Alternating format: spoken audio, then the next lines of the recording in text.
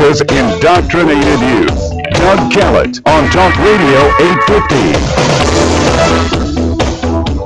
8:36 on the morning drive. Doug Kellett. You can follow me on Twitter. My Twitter feed is @iDougRadio. Facebook.com/iDougRadio. My website is iDougRadio.com. Lee Boyland on with us here, and Lee wrote the latest book, Revolution 2016. His background, nuclear weapons, when he was with the U.S. military. And they're talking about the president's speeches over the weekend and such. And, I think how inappropriate to go before people who had come to commemorate the event of the Selma, well, first the beating, actually, on the bridge, and as they were attempting to get the register to vote, and to do that and say, well, this is the people who marched that day 50 years ago, they did so for illegals to get voting rights.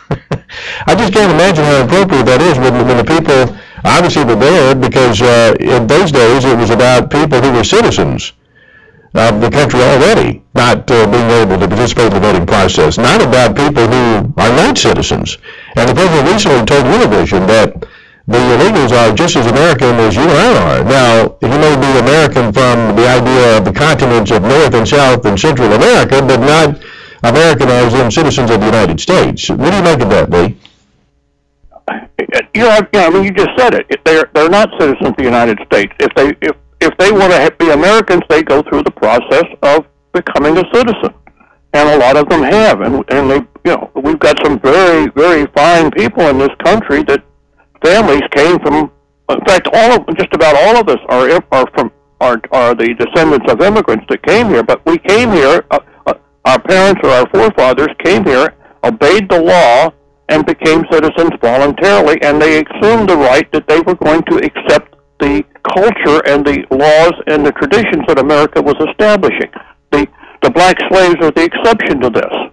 And in fact, Lincoln had planned to I can't think of the right word, but to send those that wanted to back to Africa, and I think some did go. I think Sierra Leone was a Liberia, actually. Liberia. Yeah, was created for those who wanted to return. But a lot of them, they stayed. And here's something. Let me throw this at you. Here's something, and it's true. The president wanted to talk about at the Selma speech about the fact that slaves built the White House, slaves built the Southern economy, and this kind of thing. But he doesn't mention that it was, as much as he glowingly talks about the Muslims building railroads and playing an impact on the founding of the country, which is historically inaccurate, but he does this time and time again. He doesn't point out it was the Muslims who actually sold the slaves. It was Africans who sold the slaves, but the Muslims were actually capturing those in Africa and selling them as slaves, right? He doesn't mention that contribution that was going on. They won't even talk about that. And you're right. I should have thought about that myself. The Muslims were the slave traders. They were the ones that went into the African continent and captured tribes and made slaves out of them and marched them to the beaches where they were sold to the English, the various slaving masters of slavery. Right, but the president's always glowingly talking about the impact in a positive way that Muslims made of the founding of America, which again I point out is historically incorrect. But he doesn't point out they do have an impact of the early days of this country, but it was our slave traders. That's right. They're the ones that if you sort of like a factory, they're the ones that brought the black people to the beach as slaves. The white man from America, South England, Europe, did not go in and capture these people and put irons on them. They were sold in irons on the beach, and it was the Muslims and other African tribes that did this work. And in fact, slavery is still very prominent in the Arabic and Islamic type countries. It's still going on. Saudi Arabia, for example. Exactly. Right, it's still going on. You're right. They either capture you, behead you, if you don't convert, or they make you a slave. Those are your options. Think about something. Yeah. The slaves that were freed after a civil war, where the white people fought the white people over this issue, and it was a bloody, bloody war to free the slaves. The blacks had some participation in it. But it was mostly white men from the North versus white men from the South that were fighting over this issue. And we settled it, and we freed the slaves. If you look today at the descendants, we've had some exceptional people that have come, that have done very, very well in this world in business and medicine and military. They found their place in this country. They made their place based on their ability, and that's what America's all about. You get where you go as far as your ability will take you, and it's not something that the government gives you. This is something that you either have or you develop in yourself. What happened to all the slaves that went to the Arab countries from Africa? Because more slaves went to Africa, went to the Muslim countries, the Islamic countries, than came to the American continent. Yeah, I want to read you some of the president's speech from Selma this week in just a moment. We come back, see what you think about his take on history. 8:42, traffic and weather together, cloudy. High today 68, low tonight 48. Some showers tomorrow, high of 71 degrees. We'll be right back. Let's go to Rick, traffic update. Thanks, Doug, from the Triangle Traffic Center. You know, just as things are getting better on 40 West coming in from Johnston County, we now get a crash. It's just after the Clayton bypass. It is blocking the left lane, so 40 West is busy right around the bypass right now, but overall things are improving there. US 1 northbound, you're still braking from Curry Parkway to I-40, and then 440 eastbound picks up that slowness as well. You'll be busy and braking from I-40 into Lake Boone Trail. 440 west, the other direction, I don't know, slowdowns from Newbern Avenue to Wade Avenue. It's not slow the whole way, but at any point through there, it could be kind of jammed up. In South Raleigh, 40 west is still slow. Lake Wheeler Road through Gorman Street, and 540 west, still braking a bit. Falls of Noose Road to Creedmoor Road. Our next report in less than 10 minutes. I'm Rick DeFranco, Talk Radio 850, traffic on the twos. You may not know this, but less than half of all sleep apnea patients actually use their prescribed CPAP machine. They have it, they just don't use it. It may be too loud or uncomfortable, cause dry mouth, eye irritation, or skin rashes. There are a lot of reasons for CPAP intolerance. This is not just a problem for the patient. The husband or wife sleeping with the CPAP intolerant patient is back to suffering as well. There is an answer. The National Sleep Foundation has said the oral appliance is a therapy whose time has come. At Dr. Lane & Associates, we can work with your medical insurance carrier and custom design an oral device that will give you the sleep you deserve and the peace and quiet your family needs. Imagine real sleep with no straps, no tubes, no motors, no mask, and no discomfort. Call 888-986-3313. Dr. Lane & Associates, 888-986-3313. Hi, I'm Rochelle Lefebvre, and this year I adopted a great dog named Honey. Now I'm working with Best Friends Animal Society to end puppy mills, where millions of breeding dogs suffer only to supply pet stores with puppies. You can help too by not adding to the demand for pet store puppies. When searching for your next best friend, do what I did. Adopt. Don't shop. To find out more, visit Best Friends Animal Society at puppiesarentproducts.com or bestfriends.org. This is Raleigh's radio voice for you. Talk Radio 850. Doug Kellett on the Morning Drive on Talk Radio 850. Call in at 919-860-9783. 8:45 this morning on Morning Drive. Okay, well, this is what the president said in Selma over the weekend. He said, look at our history. We're Lewis and Clark and Sacagawea.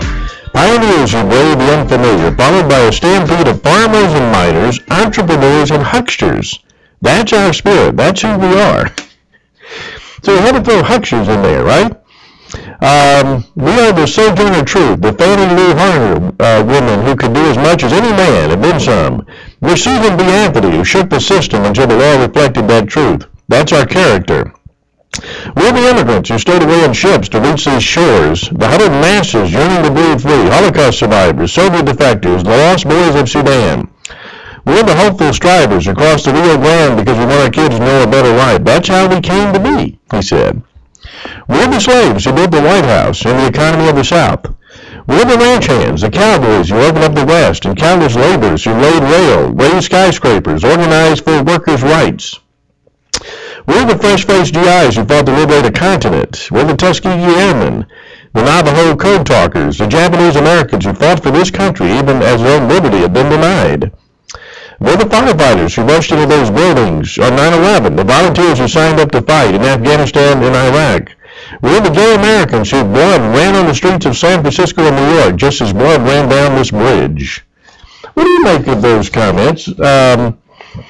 Whether they're from a historical perspective or just, what's your take on that?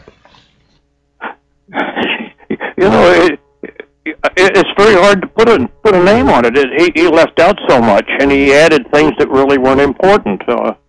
I didn't hear him talking about the Germans, the English, the immigrant, the Irish that came over and went through the process of becoming American citizens.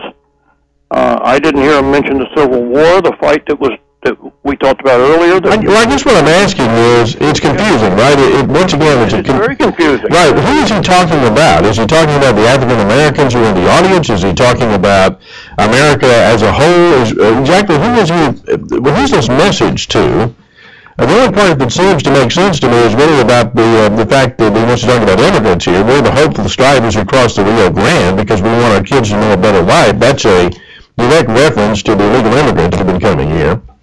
Correct. And he seemed to be trying to target just to put everything bad that he could put into the context. The Japanese that were mistreated, and they were, who then fought for their country. It seemed to me that he was just trying to just put the minority elements in. Here it is. Here it is, Lee. Once again, the president can't say anything good about America without throwing in a but. Okay, for example, he talks about Lewis and Clark and Sacagawea, who may have been the most important women really in American history, pioneers, and they were just that. Amazing what they did. But then when he says followed by stampede of farmers and miners, entrepreneurs, then he has to be hucksters, right? In other words, there's got to be that, there's always a but, okay? But all the great things in America, followed by farmers, ranchers, this and that, but a bunch of hucksters also came along. Yeah, he has this, he does not want to acknowledge American exceptionalism. And what is the real exceptionalism? The exceptionalism is that we allow people to become what they're capable of being. And this was not possible in most other cultures. And you had class systems, you had the royalty, people were set in a particular social class and they couldn't get out of it. And you come to America and your father can come over here, and I'm using Rubio, I'm using Cruz for an example. Your father comes over and starts washing dishes and ends up owning a small oil company, and his son is a U.S. senator. That is exceptionalism. Anybody that has the ability that gets here can excel to whatever they're capable of doing. This is what's great about America, and somehow or other that gets lost in all of his talks. It never gets mentioned.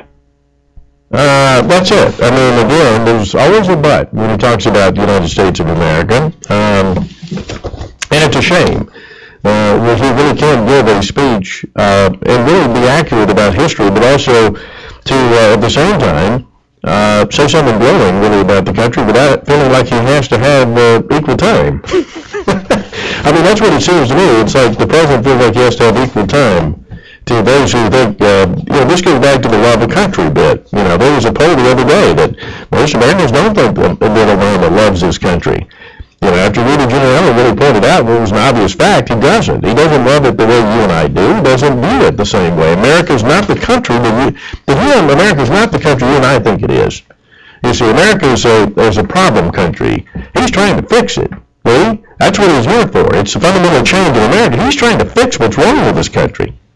That's right, yeah. And he knows what's wrong with this country, and he doesn't. Everybody, there's no such thing as a perfect anything. We cannot make perfection. Right. Anything you can say bad about America, you can say bad about every country on the face of the earth. at some point in time in history. Every bad thing. But the good things about America, you cannot say about every other nation on the face of this earth. And that is what we just talked about, the fact that you can worship any religion or no religion, and nobody forces you to do anything. You can go to any school. You can live in any state without getting anybody's permission. You can move whenever you want to. You can change jobs unless you're committed with a contract. You can do whatever you want, and you can be whatever you're capable of being. And this is America. This is the greatness of America. That's so true. And we do not fault people who want to come here for a better life. But what we do fault is people coming here and not going by the rules to get here. And, they don't have a right, just like the president said that, they're just Americans like the rest of us. They're not United States of Americans like the rest of us until you go through the process to be here. And that, again, is one of the fundamental differences I think the president has versus what a lot of us have about this illegal immigrant issue. Well, thank you, sir. Great having you, as always, on the show this morning. Thank you very much for having me. LeeBoylandBooks.com. That's where you can find out about Lee's writings, and also go to Amazon.com. All his books up there, including Revolution 2016. We'll be right back. Traffic and weather together. Mostly cloudy. High today 68. Rick's got one more update of traffic on Morning Drive. Rick? All right, thanks, Doug, from the Triangle Traffic Center on that drive.